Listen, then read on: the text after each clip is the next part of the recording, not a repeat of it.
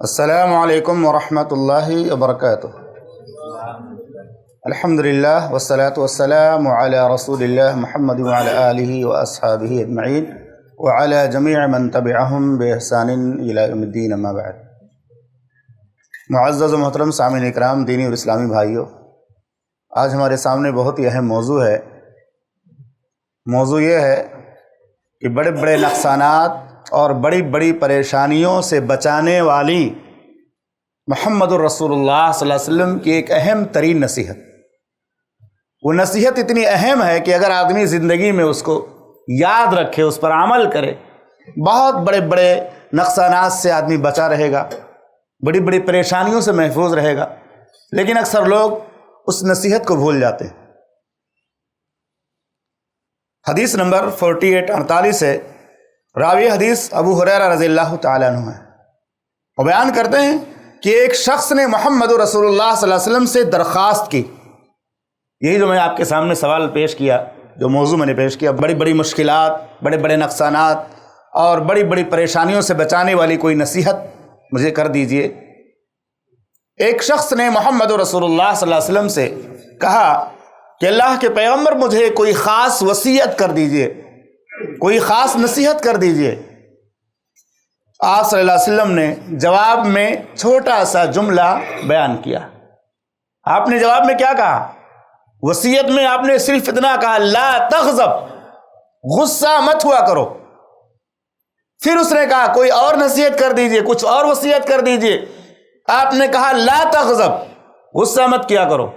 پھر اس نے کئی بار یہی گزارش کی کہ آپ مجھے کچھ وصیت کیجئے، کوئی اہم نصیحت کیجئے۔ آپ نے کئی بار یہی کہا لا تغضب۔ آپ غور کیجئے کتنی بڑی نصیحت ہے یہ۔ اللہ کے نبی صلی اللہ علیہ وسلم نے اس کے سوال کے دہرانے کے باوجود بھی بار بار سوال دہرا رہا تھا۔ وہ شخص، وہ صحابی سوال دہرا رہے تھے اور وہی جواب اللہ کے نبی صلی اللہ علیہ وسلم دے رہے تھے، لا تغضب، غصہ مت کرو۔ کیونکہ غصہ ایک ایسی خطرناک چیز ہے کہ شیطان اس حالت میں انسان سے بہت بڑے بڑے حادثات کراتا ہے۔ اچھا خاصا انسان کبھی موبائل پٹک دے گا، کبھی سامان توڑ دے گا، کبھی بچے پر چڑھ جائے گا، کبھی بیوی کو پچھاڑ دے گا، کبھی کسی کے ساتھ کوئی بڑا بہت بڑا حادثہ کر بیٹھے گا۔ سب غصے میں ہوتا ہے۔ طلاق کا جو معاملہ ہوتا ہے غصے میں ہوتا ہے، لوگ سالوں روتے ہیں، ادھر ادھر کی ٹھوکریں کھاتے ہیں، حلالہ تک بات پہنچتی ہے۔ خلا کا جو معاملہ آتا ہے یہ بھی غصے میں ہوتا، عورت جذبات میں آ جاتی، چلو مجھے چھوڑ دو، نہیں رہنے کا، مجھے خلا دو، ابھی اسی ٹائم دو، سائن کرو، یہ کرو۔ تو جتنے بھی بڑے بڑے حادثات ہوتے ہیں ہماری زندگیوں میں، اس میں شیطان کس کو اہل کار بناتا ہے؟ غصے کو۔ اب دو باتیں ہمیں سمجھنی ہیں۔ غصہ کیوں آتا ہے؟ آدمی ایسی جگہوں پہ جاتا ہے جہاں لوگ زبان کی آگ لگاتے ہیں۔ ایک آگ ہوتی ہے جو دنیا کی آگ ہوتی ہے، وہ انسان کے جسم کو جلاتی ہے۔ ایک زبان کی آگ ہوتی ہے جو ڈائریکٹ دل کو جلاتی ہے۔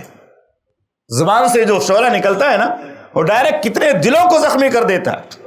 آگ لگے گی تو 4 لوگ جل جائیں گے وہاں پہ، لیکن زبان کی جو آگ لگتی ہے نا، وہ پوری دنیا میں اس کا اثر جائے گا۔ اس آگ کا تعلق 2-4 لوگوں سے نہیں ہوتا۔ ایک کو زخمی کیا، پھر دوسرے کو، تیسرے کو، کسی خاندان کے بارے میں کوئی غلط بات بول دیا، کسی خاندان اور قبیلے کے بارے میں، پورے قبیلے کے لوگ دشمن ہو گئے۔ کسی جماعت کے بارے میں بولا، پوری جماعت دشمن ہو جائے گی۔ بہرحال اس کے نقصانات بہت زیادہ ہیں۔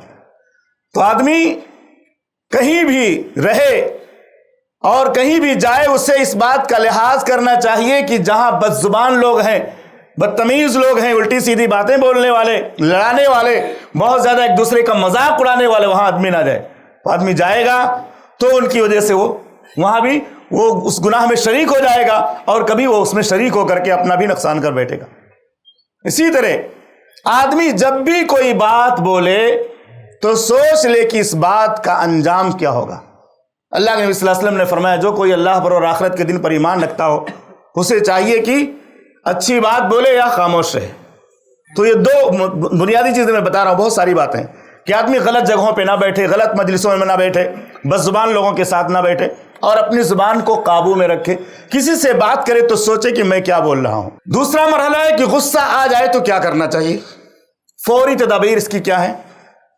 سب سے پہلا طریقہ سنت کا کیا ہے؟ اعوذ باللہ من الشیطان الرجیم، اللہ رب العالمین نے قرآن میں فرمایا وَإِمَّا يَنزَغَنَّكَ مِنَ الشَّيْطَانِ نَزْغٌ فَاسْتَعِذْ بِاللَّهِ، جب تمہیں شیطان کی طرف سے کچوکا لگے، شیطان غصے کو مشتعل کرے تو اللہ کی پناہ طلب کرو، اعوذ باللہ من الشیطان الرجیم پڑھ لو۔ اور حدیث آپ نے سنی ہے کہ اللہ کے نبی صلی اللہ علیہ وسلم نے فرمایا کہ یہ دو لوگ جو لڑ رہے ہیں اور غصے سے بھرا ہوا ایک شخص اگر یہ پڑھ لے، یہ کلمہ اپنی زبان سے ادا کر لے اعوذ باللہ من الشیطان الرجیم، تو اس کا غصہ ختم ہو جائے گا۔ اور اسی طرح نبی صلی اللہ علیہ وسلم کی حدیث ایک اور ہے اذا غضب الرجل فقال اعوذ باللہ سکن غضبہ، صحیح الجامع کی روایت ہے 695 نمبر کی، کہ آدمی غصے کی حالت میں ہو اور یہ پڑھ لے اعوذ باللہ من الشیطان الرجیم، اللہ کی مدد آ جائے گی، اس کا غصہ ٹھنڈا ہو جائے گا۔ پہلا نسخہ کیا؟ اعوذ باللہ من الشیطان الرجیم پڑھ لے۔ دوسرا نسخہ یہ ہے کہ اس کے فوراً بعد زبان کو قابو میں کر لے، کیونکہ آدمی سامنے والا کتنا بھی چلائے گا، اگر 10 بار وہ بولتا ہے آپ خاموش ہیں، انشاءاللہ وہ ٹھنڈا ہو جائے گا۔ 1 بار بولے گا، 2 بار بولے گا، 4 بار بولے گا، لیکن آج لوگ انتظار کرتے کہ ادھر سے چنگاری لگے، ادھر شعلہ بن جائے۔ لوگ لوگوں کی باتوں کا انتظار کرتے ہیں، وہ کچھ کہے تو میں جواب دوں، حالانکہ ہونا یہ چاہیے کہ اگر کوئی بدتمیزی کرتا ہے، اللہ رب العالمین نے فرمایا وَإِذَا خَاطَبَهُمُ الْجَاهِلُونَ قَالُوا سَلَامًا، گزر جانا چاہیے وہاں سے اور اپنے آپ کی حفاظت کرنی چاہیے۔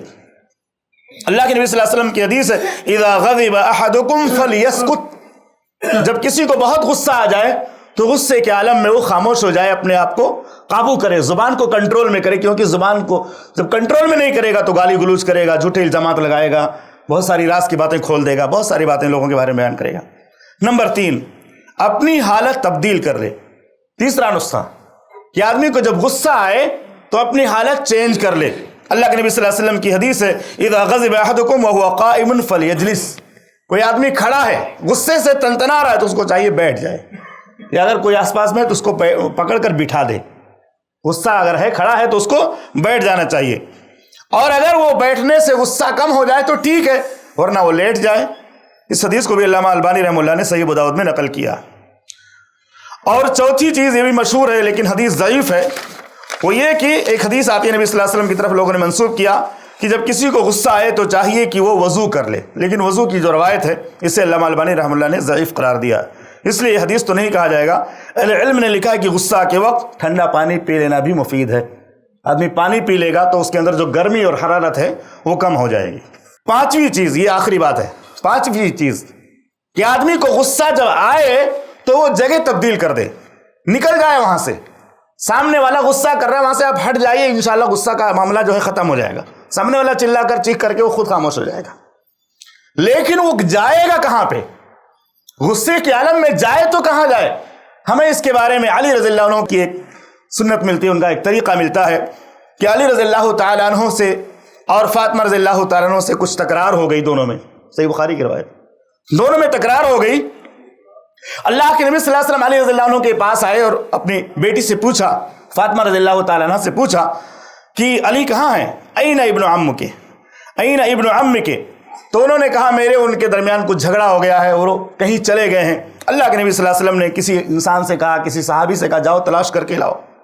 وہ تلاش کرتے کرتے پہنچے مسجد میں، بولا دیکھا مسجد میں لیٹے ہوئے ہیں، تو یہ امن کی جگہ ہے، پورا واقعہ بیان کریں گے تو ٹائم لمبا ہو جائے گا۔ یہ امن کی جگہ، مسجد میں آدمی چلے جائے، وہاں تنہائی میں بیٹھ کر اللہ سے دعا مانگے، جو سامنے جو غصہ ہو رہا ہے اس کے بارے میں ہدایت کی دعا مانگے، اللہ تعالیٰ انشاءاللہ اس کو فتنے سے بچائے گا۔ لیکن ایک بات یہاں ایک اور بھی ہے، مسجد میں جانے کے بعد عام طور سے لوگوں کا رویہ کیا ہوتا ہے؟ وہ غصہ جو اٹھا کر گھر سے لایا مؤذن پر پٹک دیتا ہو، امام پر پٹک دیتا ہو، یہ مسجد میں کوئی کمزور مل گیا اس کے ساتھ اس غصے کا اتارنا شروع کر دیا، یہ طریقہ صحیح نہیں ہے۔ آپ گھر سے غصہ ہو کر کے آئے ہو، گھر میں آپ کو پرابلم ہوئی ہے، اس پرابلم کو مسجد کے لوگوں کے ساتھ مت شیئر کرو، یعنی اس مسجد والوں کے ساتھ اس غصے کو اتارنے کی کوشش مت کرو۔ ایک میری نصیحت ہے، عام طور سے لوگ اس طرح کرتے ہیں، گھر سے معلوم نہیں کس موڈ میں آئے گے، مسجد میں آتے ہی یہ اے سی کیوں بند ہے، پنکھا کیوں چالو ہے، ایسا کیوں ہے، ویسا کیوں ہے، تو بہت ساری باتیں لوگ آ کر کرتے ہیں، پھر وہاں فساد پیدا ہو جاتا ہے۔ تو یہ 5 باتیں یاد رکھیے۔ پہلی بات یہ کہ آدمی کو غصہ آئے تو اعوذ باللہ من الشیطان الرجیم پڑھ لے۔ دوسری بات یہ کہ وہ خاموش ہو جائے، زبان کو قابو میں کرے، سامنے والے کی باتوں کا فٹافٹ جواب نہ دے، چپ ہو جائے اور یہ سوچے کہ اللہ تعالیٰ کے فرشتے لکھ رہے جو ہم کو بولیں گے۔ نمبر 3، اپنی حالت تبدیل کر دے، کھڑا ہے تو بیٹھ جائے، بیٹھا ہے تو لیٹ جائے۔ نمبر 4، پانی وغیرہ پی لے، وضو کی روایت تو صحیح نہیں ہے، پانی وغیرہ پینے سے بھی آدمی کا غصہ تھوڑا کنٹرول ہو جاتا ہے۔ اور 5ویں بات، گھر سے باہر نکل جائے، اور باہر کہیں بھی امن کی جگہ جا سکتا ہے، لیکن دوستوں کے ساتھ یا جو اپنے ہمجولی لوگ وہاں بھی بہت زیادہ نہیں جانا چاہیے، کیوں عام طور سے بہت سارے دوست بھی اور احباب بھی اس کو بھڑکاتے ہیں. گھر کی کوئی بات شیئر کر دو تو اس کو اس کے اندر نمک مرچ لگا کر کے اس کو بڑھانے کی کوشش کرتا ہے. تنہائی میں آدمی کو جانا چاہیے، اور تنہائی کے علاوہ آپشن مسجد میں بھی آدمی جا سکتا ہے. وہاں بھی اللہ کا ذکر کرے، اللہ تعالیٰ سے دعا کرے، نماز پڑھے، قرآن کی تلاوت کرے، اللہ سے مدد طلب کرے. تو یہ 5 نسخے یاد رکھیے. اللہ تعالیٰ سے دعا ہے کہ رب العالمین ہم تمام مسلمانوں کو غصہ کرنے سے بجائے، اور اگر غصہ ہو جائے تو ہمیں اعوذ باللہ من الشیطان الرجیم پڑھنے، اور جو صورتیں نبی صلی اللہ علیہ وسلم نے بیان کی غصے کو قابو کرنے کے لیے وہ صورتیں اختیار کر کے ہمیں فتنے سے بچنے کی توفیق عطا فرمائے. السلام علیکم ورحمۃ اللہ. ایسے ہی فائدہ مند اسلامک ویڈیوز دیکھنے اور منہج سلف پر کتاب و سنت کی تعلیمات کو عام کرنے میں ہمارا تعاون کرے، تاکہ آپ کے لیے ذریعہ نجات، جنت کے حصول کا سبب، ساتھ ہی مال میں برکت و اضافے کا ذریعہ بھی بنے. آمین. جزاک اللہ خیرن.